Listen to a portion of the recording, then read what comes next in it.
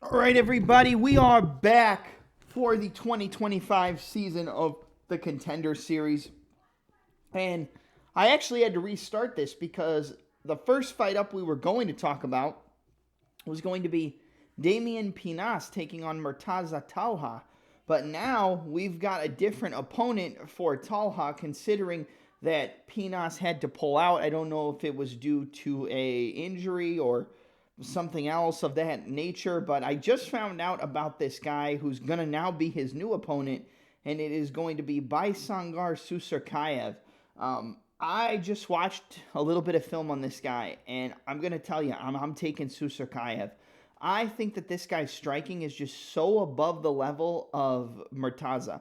I think Murtaza is a good grappler. I think he's very strong. I think he thrives in pushing opponents up against the fence, using his strength and his physicality to kind of hold them in that clinch, land some knees and elbows, land strikes off the break in the clinch, and get a lot of takedowns. I think that that style can work against Susurkayev the longer that the fight goes. Like if we get into 7, 8, 8.5, 9 minutes, I think that Talha has probably gassed out Susurkayev at this point and is going to be able to start to implement his game plan, start to so-called, I guess, impose his will, push him up against the cage, make it dirty, make it nasty, land strikes off the break, change levels. If the takedown doesn't work, go back to the body lock. But I also looked at this guy's takedown defense, and his takedown defense is extremely solid. He has a very strong whizzer, good hips, will sprawl your head right down into the mat. And I just don't think Talha has much of anything when it comes to the striking, aside from big, huge power shots, and then, like I said, strikes off the break, like pushing you up against the fence in the clinch, getting to the body lock, breaking off with elbows, changing levels, coming back up, uppercut, elbow. Like the dirty boxing, I would say might be better for Talha, but when it's on the feet, if there's no wrestling taking place, I think Susurkayev is going to piece this dude up. I mean, his jab is nice. He's got a good one, too. He throws high kicks. He throws spinning kicks to the body, spinning kicks to the head. He manages his distance and range well, and he also has good takedown defense, which the longer this fight goes, when the shots of Talha become more telegraphed, those knees up the middle, those uppercuts are going to start to come. Those front kicks are going to start to come. And yes, I do think Talha has the better grappling when it hits the mat. I just don't necessarily think he's going to be able to take him down. I think Susurkayev has good enough takedown defense. I think if he gets a takedown, he'll hip heist up, use the whizzer, super hard on the whizzer, get back up to the feet, get back to his range, and just kind of pick apart Murtaza Talha. So Talha's tough. You know, he might be able to survive one round. I'm going to say he survives the first round, but when we get to the second round, I'm going to say Susurkayev lands a big right hand, like a right cross right down the middle, or counters him with a check hook as he steps in, drops him, and finishes him off with ground and pound. So give me Susurkayev. I'm going to take Baisangar to Susurkayev to win this fight via a second round TKO. I just think there's levels, and his level is so high above Talha on the feet, and every fight starts on the feet. And if he didn't have good takedown defense, maybe I would have a different idea about this. But I got to go with Baisangar. So give me Baisangar Susurkayev to win round 2 TKO for the first fight up on the first week of the Contender Series. Next up, we've got another fight in the middleweight division. We've got Christopher Ewertt taking on Yuri Panferov. Ewertt was originally set to jump into the UFC and take on Jackson McVeigh on short notice. He came into fight week, couldn't make weight. That fight was canceled. We saw McVeigh make his UFC debut against Bruno Ferreira. I thought he was going to come out on top. He didn't. And he's taken on Yuri Panferov, who did have a fight on the Contender Series against Torres Finney, the notorious most boring fighter in the UFC, at least in my opinion. Good gas tank, solid wrestling, solid forward pressure, constantly taking you down. That's not something he's going to have to worry about with Ewertt in the case of Yuri Panferov, but it is something I think he can use to his advantage, I guess you could say. I think Panferov is far and away the better wrestler and grappler here, and I think he's not really going to play around on the feet too much. He's got a solid jab. He's got a solid 1-2. I think his cross down the middle is pretty nice, and he could catch Ewertt with it. But the longer you play around with Christopher Ewertt on the feet, I feel like he's going to start to get picked apart, and he's probably going to start to slow down. Ewertt has solid combinations. He throws in heavy volume, 4, 5, 6, 7 punch combinations, finishing off with kicks, can open up combinations with that lead kick to the head. come back with the cross, 1-2s down the middle. And, you know, I think the pressure, the wrestling, and the grappling approach from Panferov, if he doesn't get Ewertt out of there in the first, like, 7.5, 8 minutes, and Ewertt has the better gas tank, I think Ewertt could put it on this guy. He could start to slow him down towards the middle of the second round. He could start to rip to the body, start to rip up top, start to finish his combinations with kicks to the head, cross, lead, head kick, 1-2, rip to the body, knees, elbows over the top, and just start to kind of wilt Panferov. Ewertt kind of reminds me a little bit of like a Nick Diaz in terms of the output on the feet.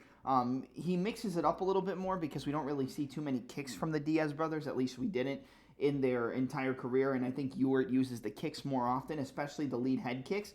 But he mixes up just constant combinations. I mean, elbows, punches, kicks to the body, kicks to the head, and he will start to slow down Panferov. The question is, can he avoid the wrestling? Can he avoid the takedowns? And can he avoid the top control, the ground and pound, and the submissions of a guy like Yuri Panferov? I'm going to say that he can't. This is one that I'm a little bit worried about in terms of making a pick. I think this fight is close, and I think the late portions of this fight heavily favor Christopher Ewertt, and I think the early portions of the fight heavily favor the grappling style, the takedowns, the top control, and the ground and pound of a guy like Panferov. I'm going to say Panferov is able to get those takedowns. I'm going to say Panferov is able to get on top, land some ground and pound, slow him down, get to round 2. I think he will be tired, but I think he will have worked Ewertt over so much on the ground with elbows, hammer fist, ground and pound, just pressure with the chest, that in round 2, Ewertt's going to be slowed down enough to the point where Panferov can throw a big shot on the feet, close the distance, get the takedown. I think he dumps Ewertt on his back again in round 2, gets on top, lands some ground and pound, and locks up an arm triangle choke submission. I'm going to go with Yuri Panferov. I tend to have this idea where if fighters get on the Contender Series for a second time, more times than not, they're going to come out victorious. And it works in most cases. I would say in 90% of the cases, that ends up working out correctly with the math. I'm going to say it works again here in the favor of Yuri Panferov. I think Panferov is going to use that wrestling, use that forward pressure, use the top pressure on the mat and the ground and pound to slow down Ewertt, get a takedown in round 2, beat him up with ground and pound, and grab that arm triangle choke from the mount and finish him off. So give me Yuri Panferov to make good on his second Contender Series performance and win via a second round arm triangle choke submission. I just think the grappling is going to be too much. But if you do want to take a shot on Ewertt, I would play Ewertt KO round 2 and Ewertt KO round 3. Because like I said, that midpoint of the second round into the third round, that's probably going to favor the forward pressure and the volume striking of Ewertt. And he might be able to put Panferov away. But I just think the grappling is going to be too much. Yuri Panferov, round 2, arm triangle choke submission. All right, next fight up, you have a battle between Jimmy Drago taking on Ty Miller in the welterweight division. 5-0 for Ty Miller, 7-2 for Jimmy Drago. This is probably my favorite fight on the card. I think that both of these guys are going to be in the UFC at some point. Jimmy Drago, I didn't know anything about this guy. I didn't know much about either of these guys going into the Contender. But seeing Jimmy Drago's fight in CFFC, I do notice a couple of good things and I notice a couple bad things. I think he is a front runner where he does very good in the beginning. Very explosive, very dynamic with his strikes, and a very technical striker. Like, his boxing is very solid. He's got a good left hook, a good right hand, a solid jab. He's got a beautiful switch kick off the lead leg. Good angles on his punches. He throws combinations well. He gets the correct angles when he's throwing his combinations, whether it's off to that rear side and ripping the body and coming over the top, circling to the lead side with the check hook and following up with some counters as well. He's very poised, he's very solid, and I think he does slow down, but he slows down at the point where opponents can't necessarily take too much of an advantage over him, where he's still able to kind of control the pace, tie up in the clinch, push the opponent up against the cage, go for takedowns of his own. But it does seem that, if somebody could slow him down and start to work him over with some boxing, start to work him over with some combinations, get him on the back foot and cut him off, I do think that those type of fighters can give him some trouble. Ty Miller might be the perfect example of a fighter who can give Jimmy Drago trouble. He's got really solid boxing. You know, not many people are a professional boxer before they get into MMA, And Ty Miller is one of them. He's got a solid jab, a really good 1-2, and I really think he could dictate a lot of the pace of this fight with his straight punches, the jab and the cross, the 1-2 down the middle, using the jab to circle off, kind of shoulder rolling the rear hand, coming back with the cross of his own, cross hook cross. I think the boxing of Ty Miller is above Jimmy Drago, but I do feel like the way that Drago mixes up his combinations, he might be able to catch Ty Miller off guard. I think we're going to see a lot of low kicks from Jimmy Drago, probably to the lead leg, feinting the cross and chopping the lead leg, coming back, left hook, right hand, jab, rear low kick, jab, check, hook, rear low kick. I think we're going to see a lot of kicking combinations or finishing combinations with kicks from Jimmy Drago, and I think we're going to see a lot of jabs. We're going to see a lot of circling, a lot of 1-2s down the middle, and I think bracing for those low kicks from Ty Miller and catching them right down the middle with a right hand. This is a fight that, in my opinion, is pretty much 50-50. I like the hands of Ty Miller. I like the fact that he can come back from adversity, and Jimmy Drago just seems like he's very poised. He's very technical. I like his fight IQ. I feel like the way he picks his shots is very good, and I think he knows what he has to do in order to beat a boxing-heavy style like Ty Miller. I feel like we're going to see a lot of fakes and feints. I feel like we're going to see a lot of rear low kicks. We're going to see a lot of attacking that lead leg, because as we know, most boxers, they're very heavy on the lead leg, but you have to be careful when you throw your low kicks so you don't keep your head right there on the center line and then they just come back with a right hand and knock you out. Come back with that rear power hand, come back with that hook cross, and put you down. I think Ty Miller has the boxing ability and the technicality with his hands to be able to hurt a guy like Drago, but I feel like Drago's just going to have it mixed up a little bit too much for Ty Miller. I think we're going to see a lot of lead kicks from Jimmy Drago to the head and especially to the body to try to wear out the arms of Ty Miller, take a little bit away from his boxing, and then chop the legs on the return so that he can't really push off with any of his punches. So tire out the arms with a lot of kicks, tire out the legs with a lot of kicks to the lead leg, low kicks to the lead leg, and I think that's going to open up the boxing of Jimmy Drago. When it comes to who has the better cardio, I can't really make an assumption there. I think the cardio is pretty even. I've seen Ty Miller come back in the later rounds and push forward and have heavy pressure, but I feel like with the power of Jimmy Drago and the explosiveness of his shots, he might not be able to pressure as effective as he normally does, and if he does get his legs chopped off, which I kind of expect that to be part of the game plan for Jimmy Drago, I think those low kicks could cause a lot of issues for Ty Miller in him being able to execute that forward pressure in boxing heavy style. So at the end of the day, you want to know who's my pick, right? Who am I picking for this fight? And to be honest, like I said, I think it's 50-50. I've been going back and forth, but I'm going to take Jimmy Drago by knockout. I just feel like he's going to have his game mixed up a little bit too much for Ty Miller, and I think we're going to see Ty Miller mainly resort to a lot of that boxing approach. I think he's going to sit down on his punches, which is going to open up those low kicks, and I think the low kicking game is going to open up the strikes up top for Jimmy Drago, and I'm going to say he catches Ty Miller with a head kick and knocks him out in round 2. I wanted to say round 1, but I feel like it's going to get to the second round, so give me Jimmy Drago. I'm going to take him here. I'm going to take him by a second round head kick knockout. If this fight goes the distance or gets into the third round, I could see Miller taking advantage, like I said, and pushing the pace, but he might be too beat up, especially in the lower half, with leg kicks and body shots where he might not be able to execute that pressure as good as he needs to. But I'm going to say Jimmy Drago catches him with a high kick, puts him down, knocks him out in round 2, and wins this fight on the Contender Series. Give me Jimmy Drago round 2 head kick KO. I'm really excited for this fight. It's probably one of my most look forward to fights on the entire card for week 1. All right, the next fight up is going to be a pretty interesting matchup, especially on week 1. It takes place in the featherweight division between Radley De Silva coming in at 7-1, taking on the undefeated featherweight out of Australia, New Zealand at 7-0 in George Mongols. Mongols versus De Silva. This is going to be an extremely high-level fight. I feel like Mongols has the better boxing out of the two. He probably can put his combinations with his hands together better. The jab, the 1-2. He throws some solid kicks as well, but I do think he's at a little bit of a disadvantage when it comes to the kicking game against a fighter like Radley De Silva. De Silva has very good movement on the outside. He's very good at changing angles, circling around the cage, using that little L step, which, in modern day MMA, the L step can get you caught, but I feel like he uses it pretty well with circling and then cutting back the other way and kind of trapping his opponents in, mesmerizing them and getting them to walk into shots, or just kind of causing them to shell up and freeze up and get hit with some big bombs as well. I think Mongols is going to have the better jiu-jitsu in terms of setting up submissions.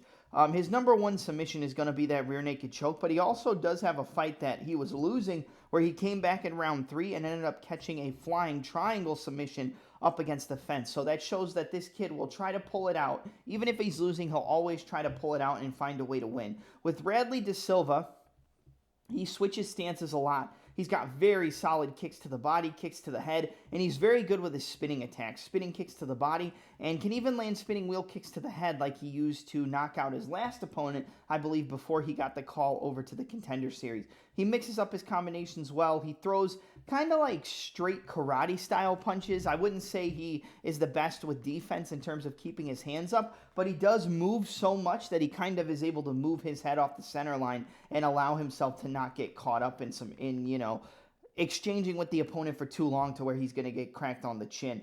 His footwork and his movement is kind of what sets up his entire game, and he'll kind of lull the opponent into a false sense of security like we've talked about with other fighters before, and then boom, he catches you with a big shot. Boom, he spinning kicks you to the body. Boom, he spinning kicks you to the head. And a lot of the times when you see guys with this creative, awkward style of striking, they don't tend to have the grappling to back it up. That's not the case here with Radley De Silva. He will go for his own takedowns. He's good from the top position. He will hold you in the top position, especially in the half guard or side control, and he'll land some vicious ground and pound as well. So he's well-rounded enough on the ground to where if he gets taken down from that awkward style on the feet, maybe it's because Mongols doesn't like what he's seeing, or maybe he follows one of those spinning wheel kicks and takes his back and takes him down. The one thing you don't want to do against a fighter like George Mongols is give him your back. And that's one thing I'm worried about with the spinning techniques of Radley De Silva, with the wheel kicks, with the kicks to the body. I'm afraid that he is going to give up his back, and Mongols might be able to jump on it and lock up a choke. But I do think that Mongols is tough. But one thing I will say is that I think the style of Radley De Silva is going to eventually get to him. I feel like the awkward movement, the changing of angles, the awkward angles of the strikes that he's throwing back, it might overwhelm the mind of a guy like George Mongols, where he's trying to be technical, he's trying to be clean, he's trying to find his openings, and he just can't. And it might force him to shell up looking for an opening, and the openings just don't really present themselves, or when they do, he's not fast enough to pull the trigger and be able to execute his game plan by taking advantage of those openings that De Silva is leaving. I like the angles. I like the lateral movement, the in and out movement, the kicking game, the 1-2s, and I like the fact that De Silva is well-rounded enough to go to the ground and not be afraid if he does get taken down. He can fight off of his back. He's very good from the top. He can land good ground and pound, and he doesn't give the opponents a huge opportunity to get back up if he does get the takedown. He's good with the top pressure, good with using that chest to kind of flatten out and pressure his opponent and beat him up with some ground and pound. I really think that the experience and the awkward style of Radley De Silva is going to carry him to a win here. I wouldn't be surprised if this fight went to a decision, just because Mongols is very clean and technical. And I mean, we've seen Mongols knock an opponent out with a head kick in the first round as well. He's got a very good, powerful rear head kick. And at the same time, he's also the type of fighter where I think he has the better boxing. If I have to break it down in terms of boxing and kickboxing, I would say George Mongols probably has the cleaner, more technical, straighter punches, where De Silva has the cleaner, the faster, the more awkward and creative style of kicks when it comes to the striking game. I'm going to go with Radley De Silva. I feel like the awkward style and the pressure is just going to eventually get to George Mongols. I think the first round is going to be close. I think maybe the first round and a half is going to be close. I'm going to say in the beginning of the third round, Radley De Silva is able to crack George Mongols with a spinning back kick to the body, hurt him, and kind of just wail on him against the fence with a long combination and put him down. So give me Radley De Silva. I'm going to take the awkward, traditional style striker to win via third round TKO over George Mongols. I just think he's going to be able to overwhelm him. This style is going to be a lot for a technician like Mongols, and I find it hard to believe that he's seen a style like this before, and especially with a fighter who can execute this style with as much power as De Silva has. So give me Radley De Silva to find a TKO in round 3, hurting him to the body with a spinning back kick, and then following up with a barrage of punches up against the fence. Radley de Silva, round 3 KO is going to be my pick for this fight. And now we'll move to the main event of week 1. All right, and now we're at the main event of week 1 of the Dana White Contender Series. We have a battle between Ilia Bouafia taking on Neemias Santana. Guys, this is a really good main event, and I think this is going to be a very high-level chess match on the feet. Bouafia versus Santana. I would say that the cleaner striker in what's mainly going to be a striking matchup is going to be Ilia Bouafia. I think he just knows how to get those angles a little bit better than Neemias. I feel like he's a little bit more defensively responsible, and his straight punches, I mean, there is no windup. They come right down the middle. The jab followed up by the left hand, and they throw it right down the middle. Neemias Santana is also a southpaw. He throws similar combinations, 1-2s down the middle. But the one thing I don't love about Santana is that with his pressure style comes looping shots. Like, he throws a lot of looping hooks and uppercuts and overhands and then mixes it up with the straight punches. He does switch stance between southpaw and orthodox, and I feel like that might give Bouafia a little bit of trouble, where he might get caught with a big looping shot and then he switches stances real quick and sneaks in that straight left hand. The pressure is mainly going to be coming from Santana, while I think the back foot counter striking is mainly going to be coming from Ilia Bouafia. And with this style of fight, I really think that the back foot counter striking of Ilia is what's going to win this fight. I feel like the forward pressure is going to come from Santana. Santana's going to try to get in his face. He's going to try to throw big looping hooks, big looping uppercuts, and then follow up with straights down the middle, push him against the fence, make it dirty, try to tie him up. We've seen Bouafia get clinched up against the cage. We've seen him get taken down, but we've also seen him get his own takedowns, reverse position, take somebody's back, look to set up a rear naked choke, or just laying ground and pound. Both these guys, when they get the smell of a finish, they're going to go for it. I don't expect this fight to go the distance from either side. I think somebody in this fight is going to get a knockout, and in my opinion, I think it's going to be Ilia Bouafia.